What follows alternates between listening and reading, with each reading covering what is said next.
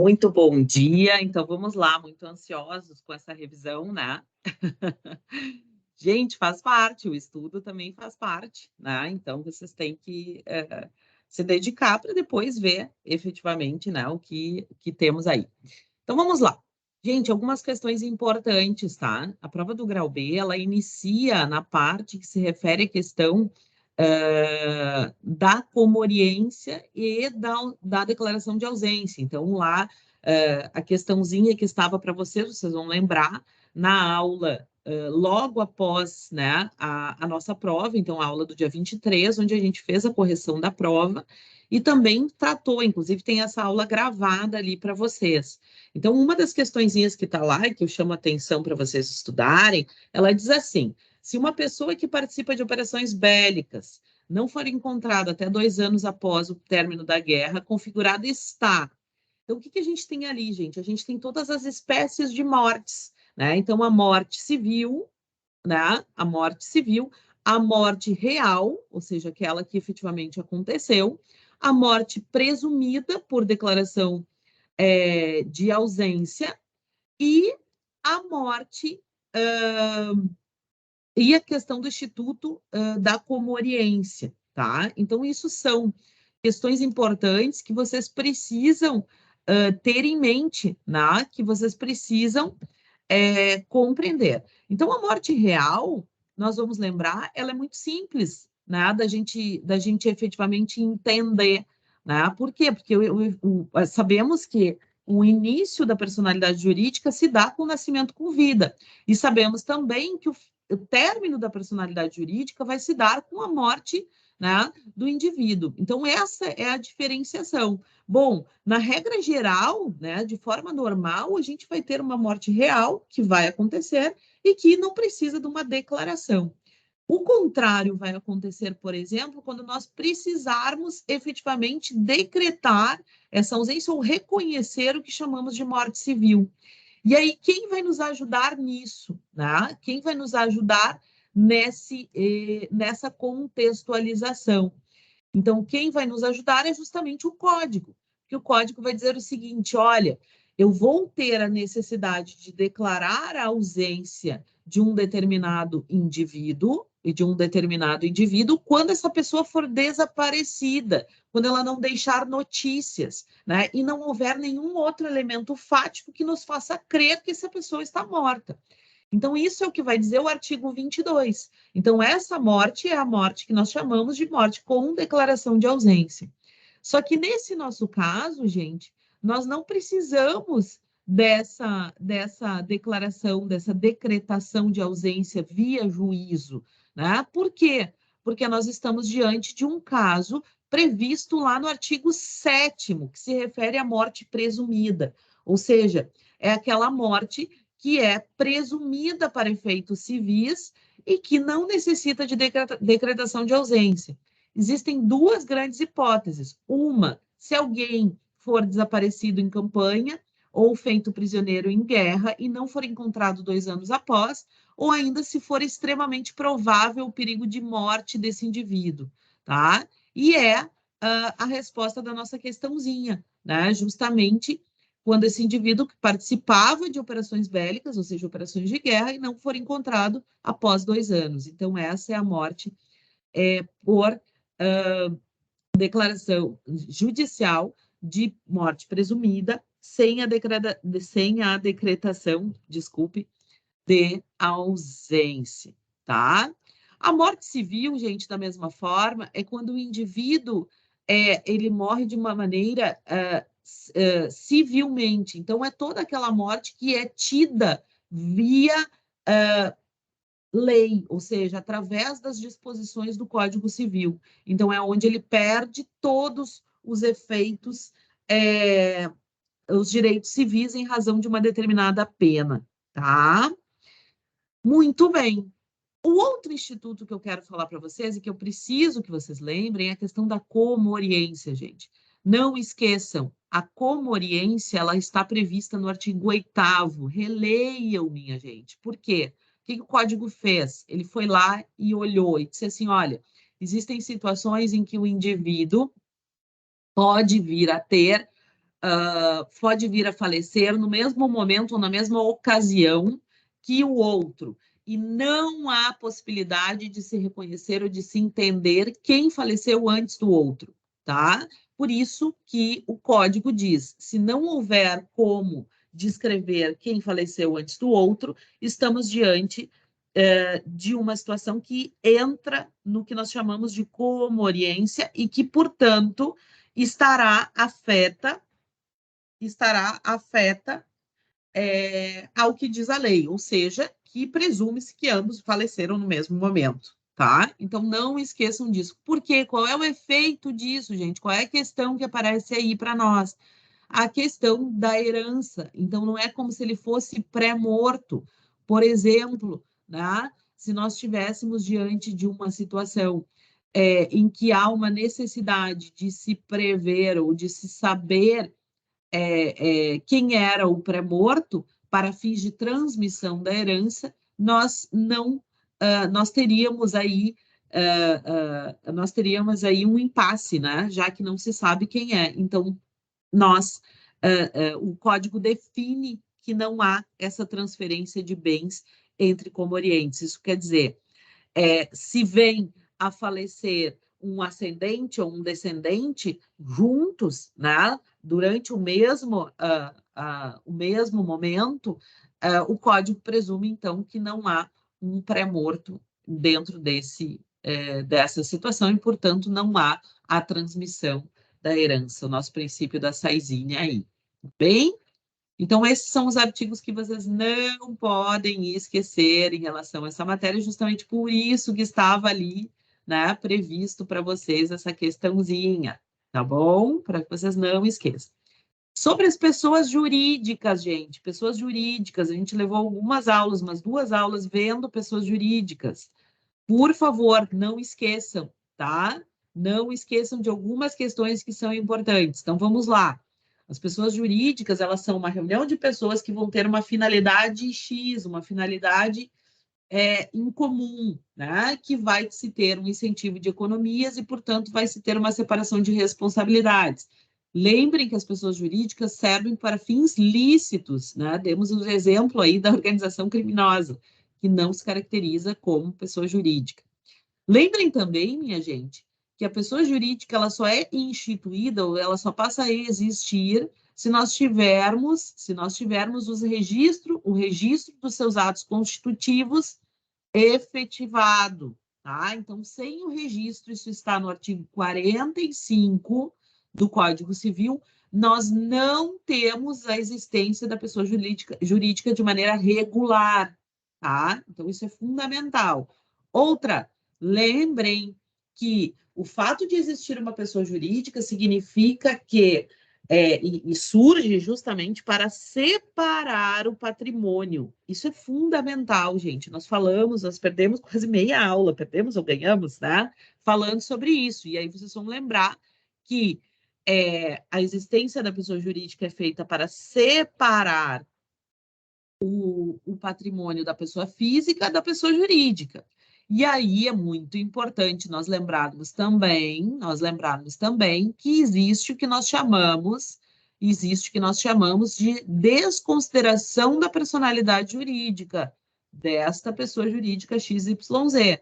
E isso vem previsto, minha gente, no artigo 50. Releiam, por favor, o artigo 50 do Código Civil. Tá? Então, ele é fundamental para vocês entenderem. Por quê? Porque ele fala justamente dos casos em que há a possibilidade de se reconhecer em juízo, seja requerimento da parte do Ministério Público, a desconsideração da personalidade jurídica. E sublinhem, gente, ali, ó, para efeitos de certas e determinadas relações de obrigações. Não é para tudo, é para aquela determinada obrigação. E aí se buscar, então, nos bens dos particulares, administradores, etc.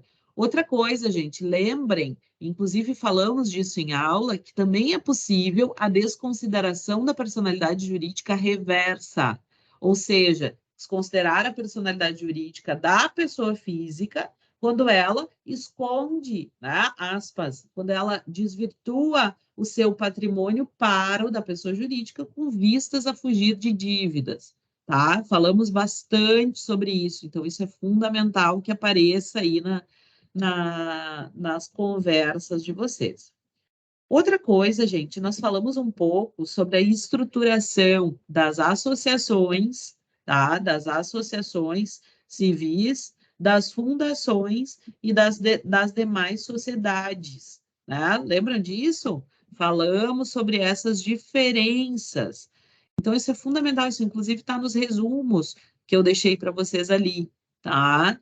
Esses resumos, eles trazem essa classificação das pessoas jurídicas e falam um pouco sobre o que é cada uma. Por exemplo, se nós formos olhar para a Constituição das associações, chama a atenção que ela é uma instituição para... meu Deus, ela é uma entidade, ela é uma pessoa jurídica instituída através da reunião de pessoas, mas que ela não tem uma função, né, diretamente relacionada à questão de fins lucrativos, ela vai ter fins não econômicos. Aí demos exemplos de associação dos delegados de polícia, associação dos funcionários, né? O que eles vão ter? Eles vão ter uma finalidade única e mais. Não há entre os sócios direitos e obrigações recíprocos, né? Não há entre os associados, melhor dizendo. Então, lembrem disso, a associação civil ela tem uma constituição diferente, por exemplo, das sociedades. Né? As sociedades comerciais, as sociedades empresariais, elas têm uma outra formatação, elas vão servir para ter fins lucrativos e há, sim, obrigações entre os sócios. Na associação, não. Na associação, isso não acontece. Ainda, relembrem a característica da fundação. A fundação tem um rol taxativo, gente, de criação. Só existem finalidades descritas na legislação, como, por exemplo, assistência social, cultura, educação, saúde, etc. Mas a fundação ela é fiscalizada pelo Ministério Público em razão desses fins. E mais, a fundação ela não é uma união de pessoas, ela é uma dotação especial de bens livres que vai servir para amparar essa pessoa jurídica, tá? Então, não esqueçam disso, isso é fundamental, tá bem? Muito bem. Sobre bens, minha gente, é o nosso capítulo, menor capítulo, né, que nós vamos ter. Aí disse isso para vocês, mas eu preciso que vocês relembrem as classificações, tá? Então, releiam o código, releiam todas as classificações que apareceram. Lembrem o que são bens fungíveis, por exemplo, né? Bens fungíveis são aqueles previstos no artigo 85 que podem ser substituídos por outros. Lembrem que os bens fungíveis, eles só podem ser bens móveis. Bens imóveis nunca serão fungíveis. Nunca serão fungíveis. Inclusive, os veículos são considerados infungíveis. Falamos isso em aula, né? Falamos isso em aula sobre os veículos, por quê? Porque falamos que os veículos têm lá uma identificação, um chassi, etc. Tá?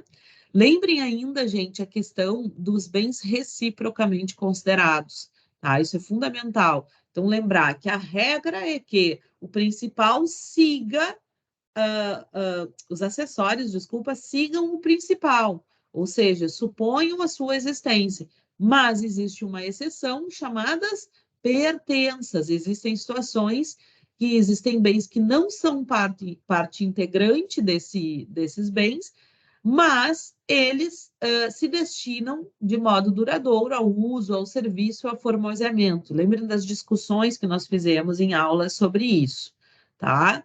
Isso é bem importante. Também é importante lembrar das 3 tipos de benfeitorias, falamos sobre isso. Então, as voluptuárias, previstas lá no 96 e parágrafos. As voluptuárias, aquelas de mero deleite ou recreio, né? Ou seja, que não aumentam o uso habitual do bem. Ainda as úteis, que vão aumentar o uso ou vão facilitar o uso do bem. ou ainda as necessárias. Por quê? Porque a gente já viu que nós vamos ter repercussões jurídicas em relação a essas benfeitorias, tá? Então, cuidem isso, que isso é bem importante. Por fim, gente, o que eu vou pedir para vocês olharem também, tá? Peço que vocês olhem os fatos jurídicos, a nossa classificação de fatos jurídicos. Por quê? Porque existe uma diferença, tá? Existe uma diferença entre aqueles fatos jurídicos que têm relação direta com a vontade, ou seja, que a vontade é condição essencial para o surgimento do efeito jurídico, e tem aquelas situações em que ele não depende da vontade, né? Mas que vai acontecer de maneira independente da vontade humana, tá? Então, olhem, revisem a classificação dos fatos jurídicos, que isso é fundamental. Ainda, minha gente, não esqueçam que falamos na última aula sobre o plano da existência, da validade e da eficácia. Lembrem, por exemplo, né? Lembrem, por exemplo, que existe uma situação em que a capacidade das pessoas vai nos levar a uma situação de invalidade, ou seja, se o indivíduo não é um agente capaz, e aí vamos lembrar, até vou colocar aqui para vocês o artiguinho, só para relembrar, tá? E vimos isso que é o mais importante, é que vocês não podem esquecer, jamais, aqui dentro do nosso material, tá? Então, lá no artigo 104, do Código Civil, o que a gente vai ter lá? A validade do negócio jurídico requer agente capaz, objeto ilícito, forma prescrita ou não defesa em lei. O que isso significa? O negócio pode ser existente, ele pode ser, por vezes, até eficaz, mas se o agente não for capaz, por exemplo, a gente vai lá para o rol de incapacidades que nós vimos há um tempo atrás, tá? E isso faz com que a gente repense, opa, para aí, se ele não é capaz, isso quer dizer que no plano da validade, esse negócio jurídico ele cai, né? Ele sai da rota e, portanto, ele é considerado inválido, tá? Então, tomem cuidado com isso e relembrem isso, que é bem importante, tá bom? Deixa eu só relembrar aqui a classificação de bens, foi o que nós vimos na última aula, tá? Não vou retomá-la toda aqui, até porque tivemos a aula, mas é importante que vocês revisem, tá? É importante que vocês revisem isso, porque faz parte aí do material de vocês, tá? Então, isso é bem importante. Eu queria só o PPTzinho. Esse material aqui, ó, que eu quero que vocês olhem, tá? Que é um esqueminha que não foi feito justamente para isso, tá bom? Este aqui, tá? Então, relembrem a noção de fato jurídico, relembrem, né, o que nós chamamos de atos jurídicos lícitos, que seria o ato jurídico estrito sensu, o negócio jurídico, né, que vão se referir à questão da vontade humana, tá? Então, para cá, o nosso ato jurídico é estrito sensu, ou meramente lícito, e o nosso negócio jurídico que depende efetivamente da vontade. Bom? Então é isso, gente. Bons estudos, eu sei que já estudaram bastante, tá? A prova, tá? Eu vou estruturar ela com algumas questões objetivas e algumas questões dissertativas, tá? Acho que só uma questão dissertativa, tá? E sucesso, vai dar tudo certo, tá bom? Um abraço